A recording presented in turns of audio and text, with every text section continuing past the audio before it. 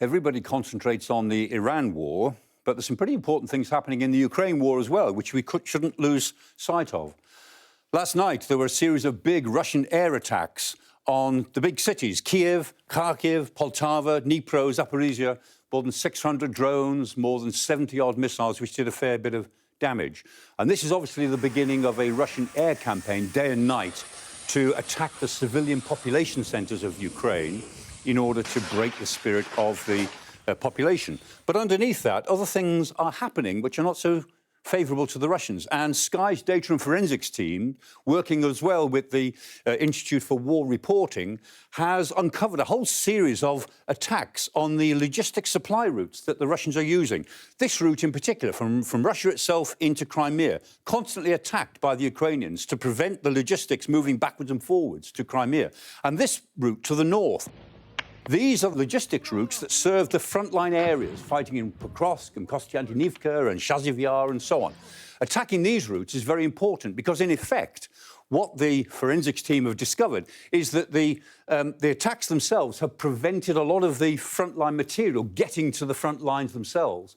And Russian troops are coming under real pressure because of the attacks in the rear areas of their supply lines. More attacks on Telegram show the targeting of the motorway and vehicles along the Mariupol-Taninrog and Mariupol-Vonavka routes that we looked at.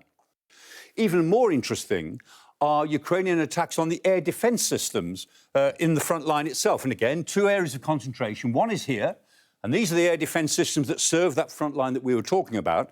The reason I think that the Ukrainians are attacking this so obviously is because they're trying to push the Russian Air Force back, because the Russian Air Force is launching glide bombs, and these glide bombs have played havoc with the front lines of the Ukrainians for the last couple of years.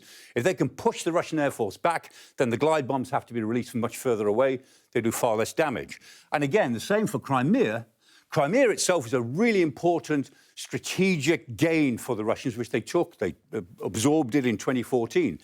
If the air defence systems can be destroyed in Crimea, then Crimea is potentially wide open to further Ukrainian attacks. They would love to make Crimea vulnerable for Putin because that would be a big strategic advantage for him.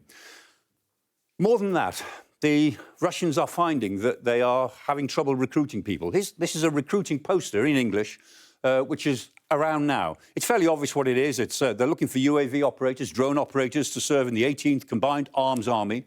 They're offering lots of money when a contract is completed. But look at this, 220,000 rubles a month in pay. That's about £2,000, which is twice the average wage. It's more than 3 or 4 times the average wage in the poorer oblasts of eastern Russia, in Siberia and so on. And it's not just the money. There's a whole series of advantages: becoming a citizen, having veteran status, having free childcare, free medical treatment and rehabilitation. Lots and lots of different advantages if you sign up as a soldier.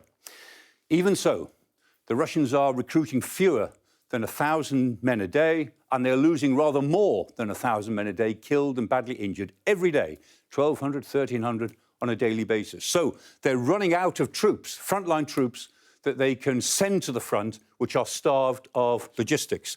It's become very difficult for them. And so back to the air attacks overnight. Of course, the Russians have got the facility to make the lives of ordinary Ukrainians miserable. But the fact is, they're not doing very well on the battlefield. They're losing more men and they're losing more territory than they are gaining. And the Ukrainians have done surprisingly well over the winter and early spring period. The pendulum, I would say, is not swinging back towards Ukraine completely, but the Russian swing of the pendulum seems to have stopped. And we'll see which way the ultimate pendulum goes, the advantages and disadvantages of war, in the summer months to come.